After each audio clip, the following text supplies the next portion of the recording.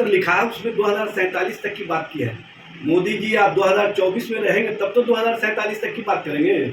Bharatiya Janata party और केंद्र की सरकार के द्वारा जनता और जनता के हितों के लिए कोई काम नहीं किए गए। महंगाई रोकने की दिशा में कोई कदम नहीं उठाए गए। महिलाओं पर अत्याचार और यौनाचार की घटनाओं में शामिल भाजपा नेताओं पर कार्रवाई तो दूर की बात है, उनको बचाने के लिए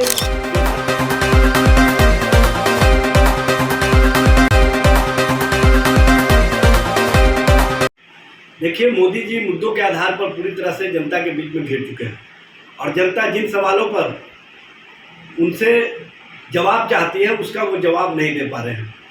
उन्होंने अपने उम्मीदवारों के नाम से संबोधित जो पत्र लिखा है उसमें 2047 तक की बात की है।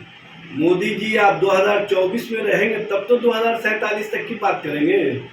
भारतीय जनता पार्टी और केंद्र की सरकार के द्वारा जनता और जनता के हितों के लिए कोई काम नहीं किए गए।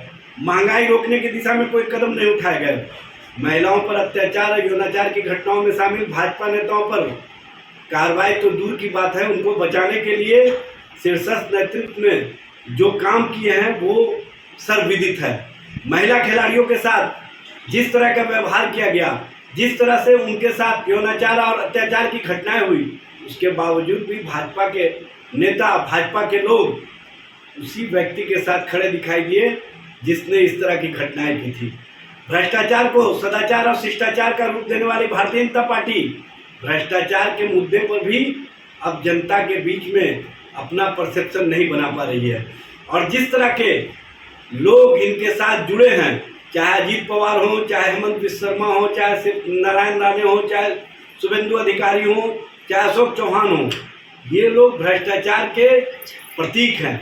और भ्रष्टाचार को इन लोगों ने किस तरह से राजनीति में आगे बढ़ाने का काम किया है, ये भारतीय जनता पार्टी है। भारतीय जनता पार्टी के नेताओं के पूर्व के वक्तव्यों से समझाया जा सकता है। स्पष्ट रूप से गरीब और गरीब होते चले जा रहे हैं। हमारे दो की नीतियों के कारण जो उद्योगपति मित्रों को इन्होंने फायदा पहुंचाने के लिए लाभ वाली कंपनियों को औने पौने दाम पर बेचने का काम किया, उसके कारण आम लोगों की नौकरियों पर आफत आ गई। आम लोगों को कहीं ना कहीं परेशानियां झेलनी पड़ रही है और ये 80 करोड़ लोगों को अपने फोटो छाप वाला झोला दे करके गौरवान्वित महसूस कर रहे हैं। इस तरह की नीतियां, इस तरह के जो भारतीय जनता पार्टी का जनता के बीच में जुमलाबाजी और ठगी स्पष्ट रूप से सामने आ गई है। अब जनता इंडिया और इंडिया के पक्ष में दिखाई दे रही है, इंडिया के पक्ष में बयार बह रहा है।